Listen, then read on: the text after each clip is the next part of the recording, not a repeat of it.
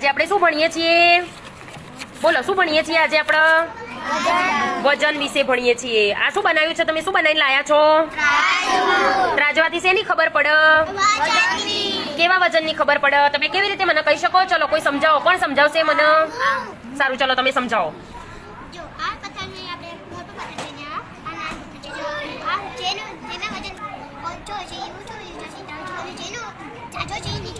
સરસ. જો એ શું કે છે કે જે પથ્થરનું વજન વધારે હોય એ નીચે જતો રહે અને જેનું વજન ઓછું હોય એ બાજુનું ત્રાજવું આપણું કેવું રહે?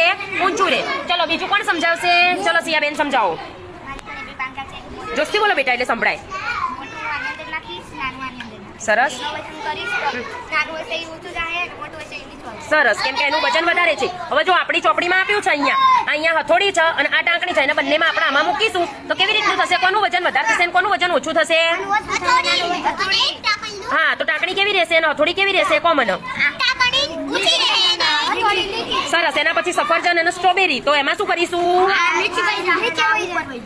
કેવી રીતે?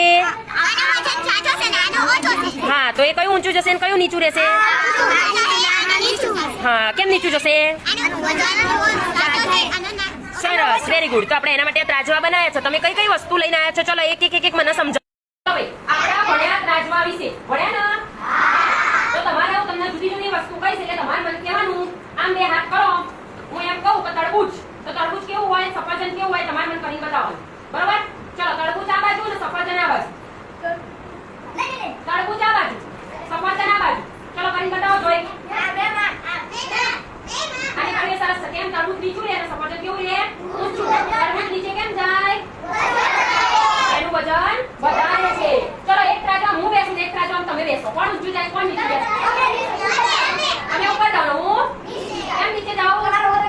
મારું વજન વધારે છે. કોઈ પણ વસ્તુ તમે બજારમાં લેવા જાઓ, તમે ખાંડ લેવા જાઓ, ગોળ લેવા જાઓ, શાકભાજી લેવા જાઓ એટલે તમે આવા ત્રાજવા જોયા છે ને? એક ત્રાજવામાં શાકભાજી વાળો આપણને એક બાજુ શાક મૂકો અને બીજી બાજુ શું મૂકો છો? બાટ મૂકો. સરસ. શું મૂકો? બાટ મૂકો. એ બાટ મૂકો એ પ્રમાણે તમને વજન કરીને આપો. શાક અને બાટ બંને સરખા થાય એટલે તમને આપો. પણ જો શાક ઊંચું હોય ને બાટ નીચું હોય તો તમે એમ શું કહેશો? શાક લેવા જાઓ તો તમારું શાક ઊંચું હોય અને બાટ નીચું હોય તો તમે શું કહેશો? દુકાનવાળાએ તમને વધારે આપ્યું ઓછું આપ્યું તો તમે શું કરશો? બીજું ખવડાવશો હે ને? તો વધારે વજન હોય એનું ત્રાજવું નીચું જાય અને ઓછું વજન હોય એનું ત્રાજવું ઊંચું જાય. બરોબર? ખબર પડી ગઈ? ઓકે.